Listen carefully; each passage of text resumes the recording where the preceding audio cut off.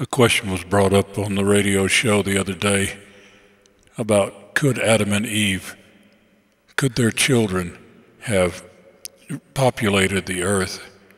And I think the question is really, could they have populated the earth without the inbred problem that causes recessive genes to double up and become dominant?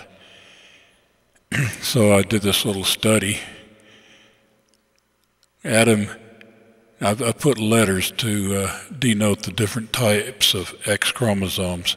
Adam has the A X chromosome. Eve has the B and C X chromosomes. Cain, I just kind of did this at random. We'll say that Cain was a combination of Eve's B and Adam's Y, so he's a B male. And Abel is a combination of Eve's C and Adam's Y, making him a C male. Jewish folklore has it that each of the boys was born with twin sisters, and that when they reached maturity, Adam saw they were ready to marry and chose their wives. He told Cain, "You'll marry Abel's twin sister," and Abel, "You'll marry Cain's twin sister." You can see if the chromosomes came out the way I've got them drawn, Cain marrying Abel's twin sister could not possibly double up on an X chromosome type, and Abel marrying Cain's twin sister couldn't double up. The folklore has it that the boys fought over Cain's twin sister because she was more beautiful than Abel's twin sister, and that Cain killed Abel over it.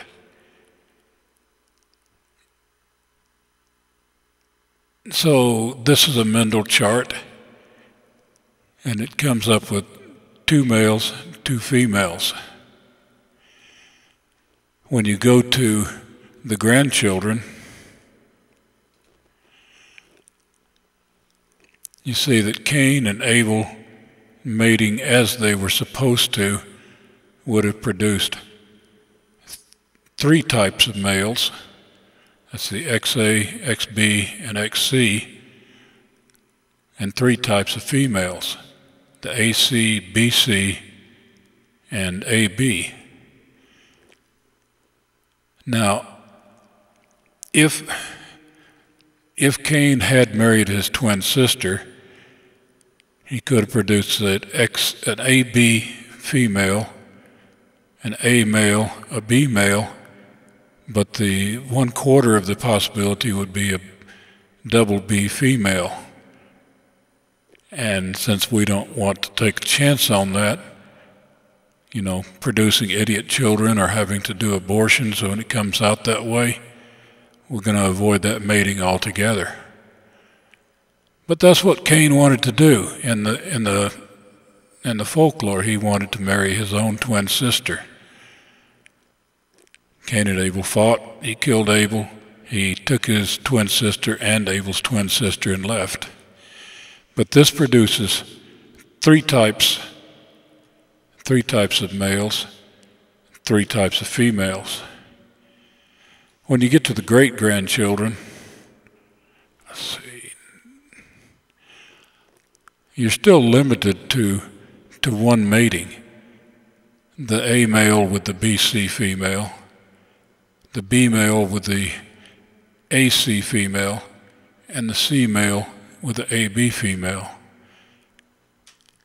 And again, you just have the 3 types. 3 male types, 3 female types, and that's what it would have been forever. There's no chance of increasing the variety. There is Jewish folklore that Eve was Adam's second wife, that God created man, male and female, created him at the same time out of the same clay. And that Adam looked at Lilith and said, "I won't have her, she's not blood of my blood and bone of my bone."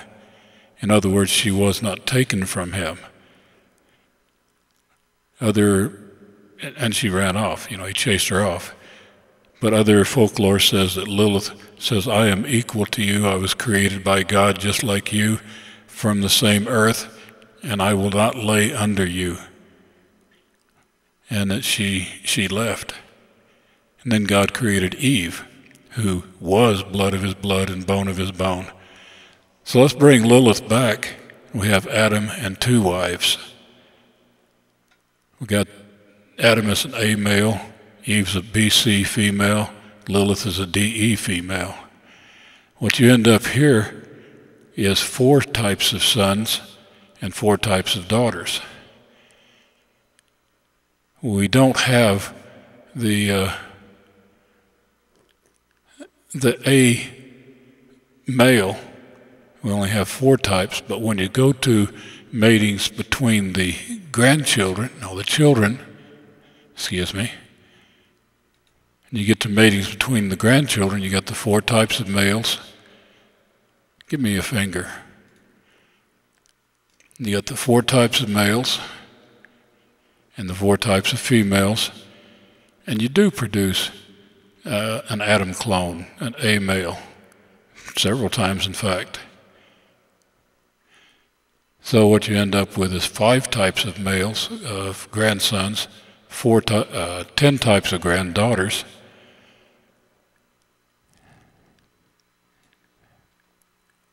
and the prohibition again, the B male can't mate with the AB female. So that's out. Same thing here, here, and here. This is what the permission chart for the grandchildren would be. The A male cannot mate with the AB, AC, fingers please, AC, AD, or AE females, but he can mate with these 6 types of females. So it gives him quite a choice. Each male has 6 types of daughters or females to mate with and can't mate with 4 types. And it works that way all the way down the line, all 5 males. And the new definition of incest is you can't mate with anybody that shares your X chromosome. The female's the same way. This AB female can't mate with a B male.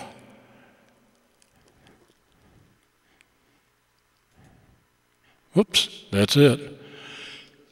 So in short, yes, Adam and Eve's children could have populated the earth, but there would have only been 3 family types. And when I say family, I'm talking about a male type and a female type, because they're mixed. An A male and a BC female can produce daughters that the A male has to marry off to other males. I'm not saying that very well. It's tangled. Family would be the genetic type. So, yes indeed. But if you put in Lilith,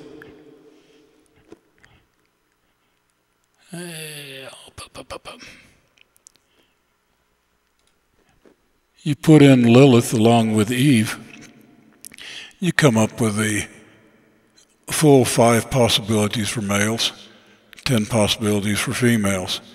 And that gives a lot of variety. Now, I had started this not as an Adam and Eve thing, but as an idea of what if a rocket crashes on a distant planet, they're marooned, and only 1 male and 1 female survive, or 1 male and 2 females. But we throw the Adam, Eve, Cain, and Abel names on to kind of help you understand it in the biblical sense also.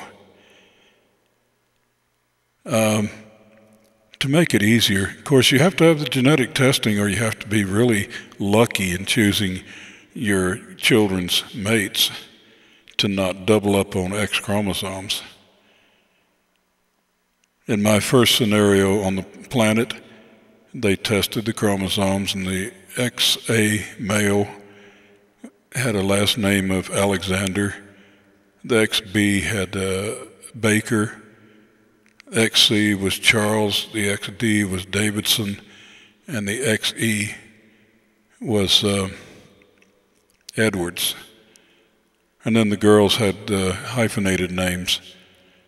An XA-XC daughter would be, what did I say the A was for? Adams? It would be Adams Charles. So you don't date a girl with a last name that contains your last name, and you're fine. Okay, so you might show this to Joel. It's just a little mental exercise. You have to get rid of the prohibitions against marrying your grandchildren and concentrate on incest only being between you and a mate who shares your X chromosome, or one of your X chromosomes if you're a female.